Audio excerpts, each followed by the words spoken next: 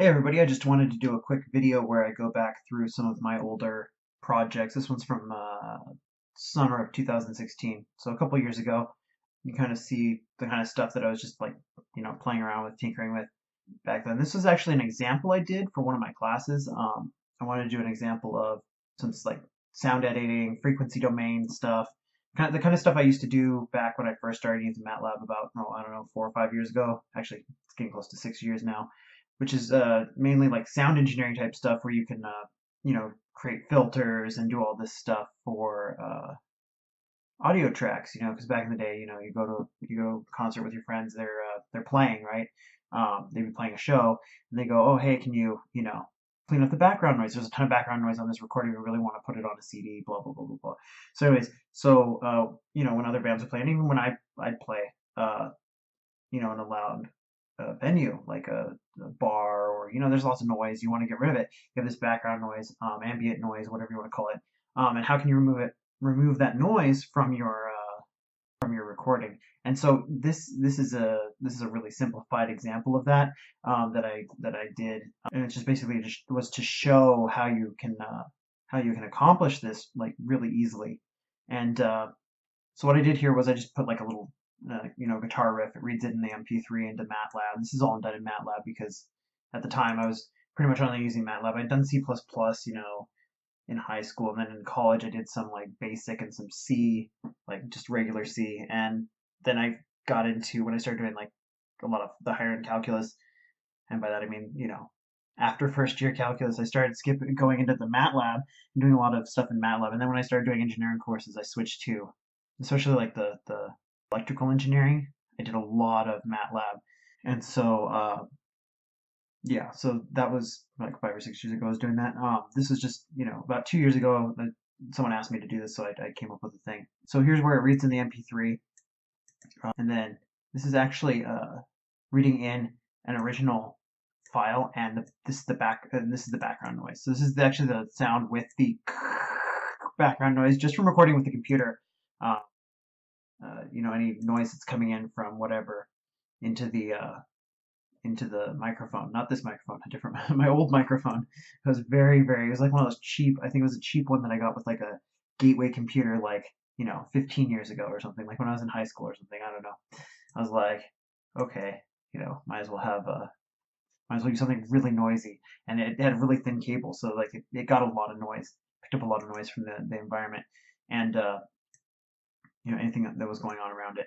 So in this case, what I did was, and then this is a recording. So this is a recording of the lick, the little guitar riff, and this is the background noise that I recorded while I was being quiet after I'd recorded the little guitar riff. And so then this is you load in the frequency file, and blah blah blah blah blah.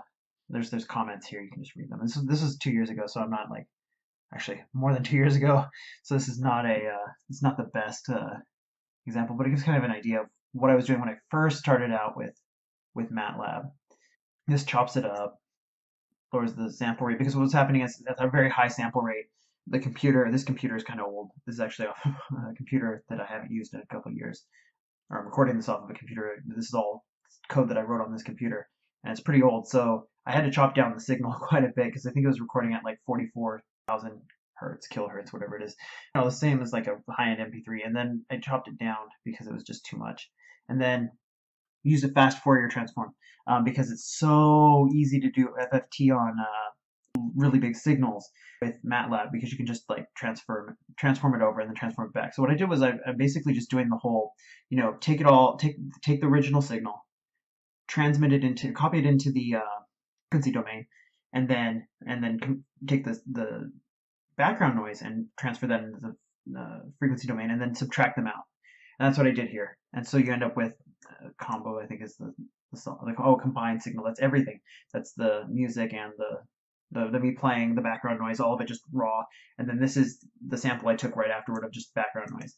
And then I just subtracted them in the frequency domain, so if you know the frequency domain, it's a bunch of like, it basically converts your time series. You'll have a time series of like music playing in real time. You convert it to frequency domain, and it's the amplitudes of the frequency of the sounds. So like you have the how loud everything. Each frequency, like each tone, is basically divided up into separate separate spikes, right? And so you can just subtract. So basically what I did was I was like, okay, here's the music. It's in a specific tone range, right?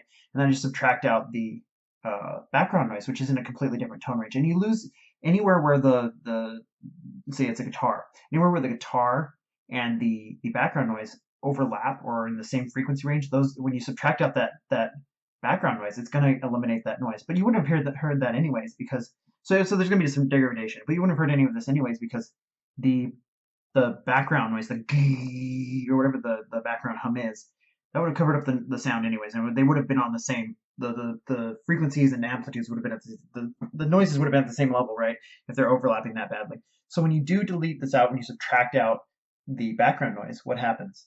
You do end up with a little bit of loss of the original guitar signal or singing or whatever. It's way worse with voice. I've done it with like singing and voice. It's so like you lose so much sometimes because some people have some really like very wide singing ranges and their singing can go down into that frequency. So at that point you have to really clean. You don't want to be doing so much of this filtering unless you want to use like an adaptive filtering type thing.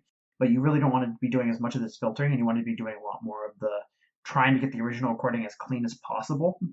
But anyways, for this purpose, I actually had to try it a couple times if I remember correctly to get the guitar to be separate enough from the original from the background noise for it to work. It came out pretty good. There's still a little bit of residual noise, which is obnoxious, but whatever. Then inverse Fourier transform back to it's lo-fi because I lowered the frequency anyways. I like to use clever. I like fun little. That's kind of fun. I think it's fun. Anyways, so then we've got the the frequency thing again. Blah blah blah. Plot it out. I have it plotting. I'll bring the plot over when it goes because I'm just using like a screen capture thing here. And then I've got all the plots and everything, so you can kind of get an idea of how to do this. And then you can see how it comes out, and it actually plays it out. When it compares it, it actually plays it out. So that's pretty cool. Anyways, here we go. I'm gonna run it real quick, and you should be able to hear it if the speaker is working well. Hopefully you can hear it. If not, I'll just like I'll print out the MP3 and like tag it into the just like copy it in over the thing in post production so you can hear what I'm talking about.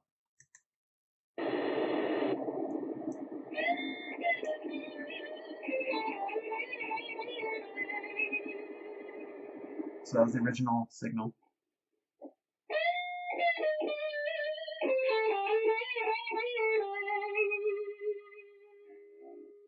So yeah, that's the cleaned up one. So there's actually stuff that you could not hear in the original one that you can hear in the cleaned up version. And here's your signals. This is the original recording, and that's the noise on top of the signal. You can barely see anything, like you don't know where it is. But then after you remove the noise, so here's the noise and the frequency. I think this is in the frequency. Yeah, this is in the frequency domain. This is amplitude versus time. This is amplitude versus frequency. So in the frequency domain, we have all the spikes. You can see where it's primarily up here, right? And then we subtract out the noise, and the noise is all low. It's mostly low level. Which we'd expect because it's like, and then you have the doo on top.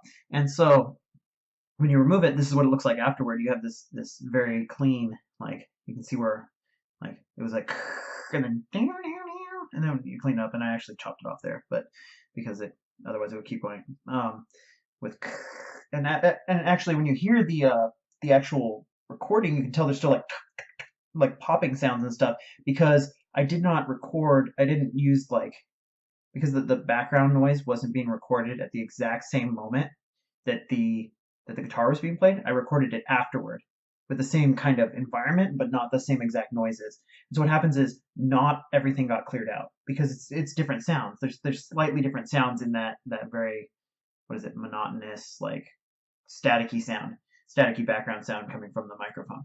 But anyways, here's the recording after noise removal. Oh, sorry, this is the noise. My bad. This is the recording after noise. I should put this one down here. This is actually the noise. So we're subtracting out. So I was wrong, actually. This is the noise up here. It's higher frequency.